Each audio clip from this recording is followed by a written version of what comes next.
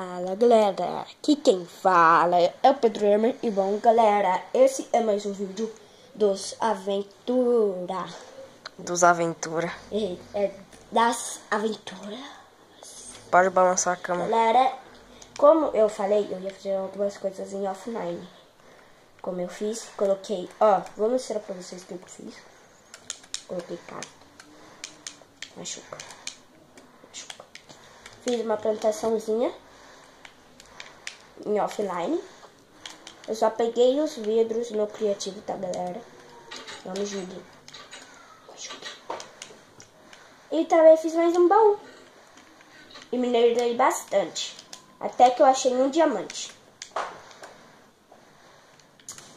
Peguei comida. Aqui na minha plantação pra nós. E galera, não se esqueçam que se vocês quiserem mandar desafios pra vocês, bota nessa lugar. Hoje eu falei que eu ia fazer o quê? Hoje como ele me fala o que eu ia fazer. Não sei. Ia minerar, talvez. Ia minerar.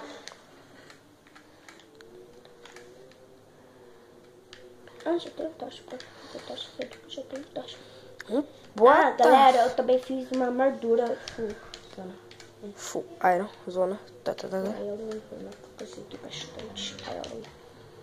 No último vídeo, vamos lá minerar agora. No último vídeo, você minerou em offline, filho da mãe. Verdade. Eu acho que ele minerou em offline, não sei. E pra vocês que devem estar, o que aconteceu? Pra vocês estão assistindo esse vídeo, o meu quarto. É o quarto. Eu acho que é o quarto. Sim, acho que é o quarto. Pra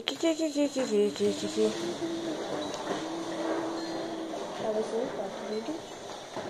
Terceiro, eu acho. Também acho que não, ontem eu fiz 3, é o quarto. Não sei. Ontem eu fiz 3, é o quarto. Tá bom, tanto faz.